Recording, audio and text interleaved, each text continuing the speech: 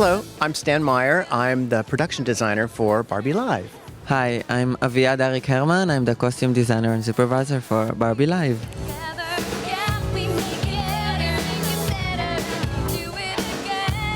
It was a challenge to create the set for Barbie Live because so much of it happens on the soundstage where Barbie's filming her musical. When they go into the dream and they start reliving the stories, the set has to transform and has to be able to allow for the palette to change that happens with the costumes. And that's where Aviad and I am working together, personally creating the set. It has to be specific to the number and the moment in the show, but it also has to be cohesive with the design palette for the costumes.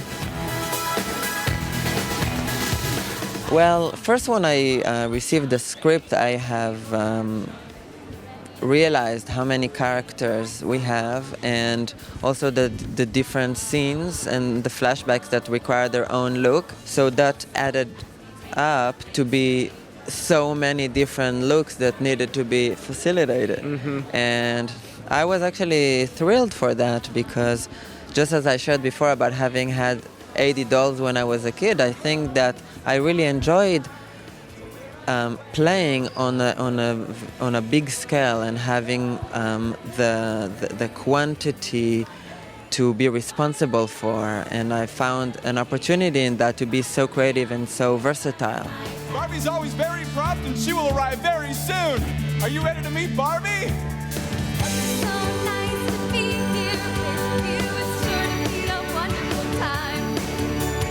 I have to say that I am a bit of a detail nut, and I have lots and lots of notes that they'll get to eventually in facilitating the design. But one of the things I love in doing and working in my personal design and with Barbie Live is that the stage is called Stage 219, and 219 in Pantone matching color system, which is a worldwide color system, is called Barbie Pink.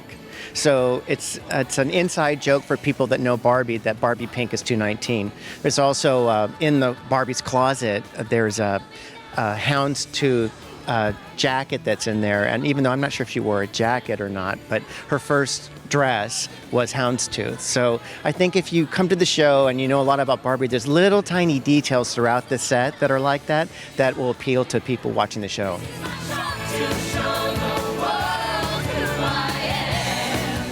When we were creating the set, we had Kobe Rosenfeld, who's the choreographer and director. He came to New York for 5 days, and we had drawn up a whole bunch of different versions of the flower platforms and the scaffolding, and it was difficult to figure out exactly what we needed. And so Kobe came, and then we spent 5 days with my assistant, Christine Peters, and my model builder, and we worked, we had the tape measure out, and we were measuring on the floor and figuring out how tall, how big, how wide, what the texture would be for the dancing.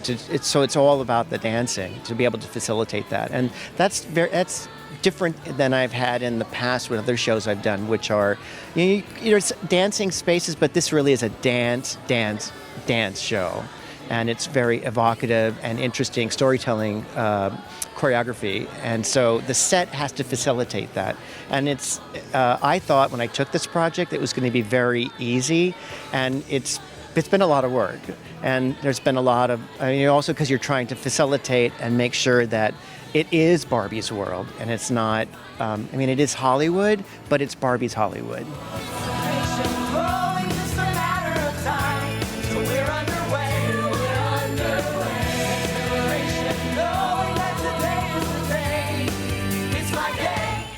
I think most of the changes or adjustments that were required came only once the costumes were already built and the show was coming together, all the separate pieces, and then we realized in real time how much time we have for quick changes. What was the choreography that was actually challenging costumes. So that by itself was a challenge. It was almost like taking a step forward and a step back.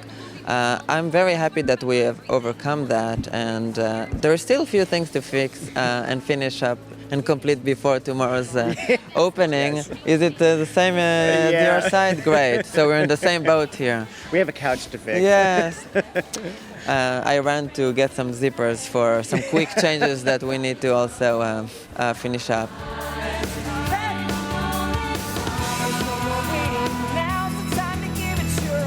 Every time I'm asked what is my favorite costume, I stand for my answer that I feel it will be so unfair for all the other 269 costumes in the show if I picked one.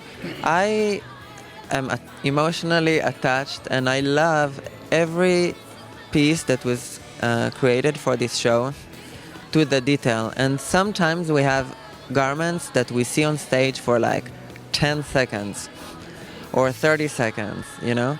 And there are details that I often miss them when I see a run through. But when I just look at all of them, I love each and every one. It's almost like asking, I don't know how you feel about the set, but I don't know if you ask parents Who's their favorite who is their child? favorite child. It's Maybe I'm not a parent, so maybe actually parents do have a favorite child, but I'm honored to have created all these costumes for this show, and I've had the opportunity to design so much for it, and that all my ideas were accepted and liked by the team. And I see also how the cast is enjoying performing in them and how it makes them feel, which is also important. So that's my answer for that. I do have a favorite child, actually, in the set. And my favorite thing in the set are the Barbie scaffoldings that look like a jungle gym for kids. And when we first started creating it, Kobe was referencing Paula Abdul video, Cold Hearted Snake, I think from the 1980s or something, if I remember right. And so we were using it as a jumping off point, but it couldn't be that industrial because it's Barbie. So I love that the way it looks, but it doesn't come to, the thing I love about it and why it's my favorite thing is that it doesn't really come to life until the actors in the costumes dancing on the set and singing with the music, it all comes together as this real, and the light, that it comes together this one specific look that is quintessential Barbie. And I love that. I love that. And it spins around and moves and just says everything about the movement and the dance in the show. That a set piece is dancing with the dancers. I love that. It's my favorite child.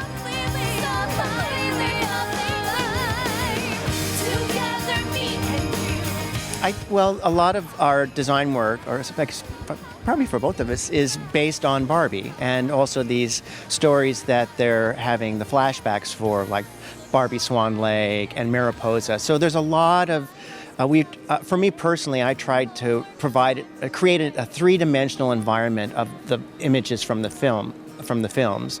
But in the case of creating the soundstage, there was a lot of research that I did on California colonial revival architecture, which is the great movie palaces of Hollywood, and also the soundstages backstage, like Warner Brothers and some of the other lots. And so the proscenium that's behind us actually evokes that style and that shape and that movement. So it's like outside the theater. It's also like being on the back lot, and so it's supposed to give you a feeling for that. And so we did a lot of research about that, and also the panels that are on the stage that move around, that are sort of tufted, is supposed to it looks a little bit like the inside soundproofing inside a soundstage, but of course it has a curvilinear shape to the top of it, so it's Barbie and it's feminine. Generally, my source of inspiration is life, as cliche as it might sound, but I think living here right now and being exposed culturally and fashion, current fashion, given I'm a performing artist myself, the experience I have on stage inspires me as well. Clearly, to get in that project, and I have had all the assets from Mattel, and we had, in the cases of the flashbacks, we had very clear references to honor and use that definitely served as a significant inspiration resource. The cast, the people themselves inspire myself when I need to design for human beings, the clothes, the choreography, the music, the set. It didn't take one night to sleep over 270 costumes. It took a few more nights. I didn't realize we have so many costumes until we finished producing, and then we counted and I was like, oh wow, we do have that many. Because at first we were aiming to have actually about 70 or 80 costumes. So when we were developing the patterns or the grill works that are in the flower pedestals, we had a lot of research to work from the Barbie catalog, but then we also did a lot of research about flowers and how they're interpreted in this part of the world, the Asian market.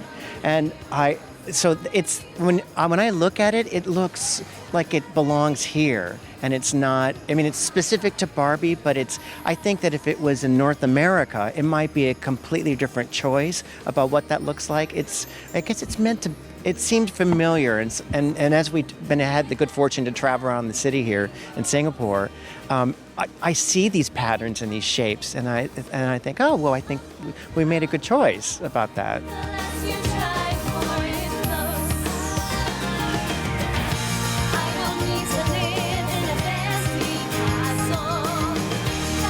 I think Mariposa by itself is a separate privilege. Mariposa is Mattel's newest, latest product. They have just released the dolls. I don't know about the film if it is out. It hasn't been released yet. It hasn't even been released yet. So it's like the newly born baby, and we get to already work with it and bring it with our own interpretation for the three-dimensional live version of it to the stage. So that inspires by itself. There were very clear designs that already appear in the dolls and the film, but given that I had to design for real human beings that need to perform in them, there were so many things to consider. Obviously, it's fairies and they have wings, so it's a challenge on another level. But I think it's quite exciting to see it together. I think actually working on Mariposa was really a great opportunity for us to really work together as like physically, literally on creating and coordinating the costumes and the wings and the stage together.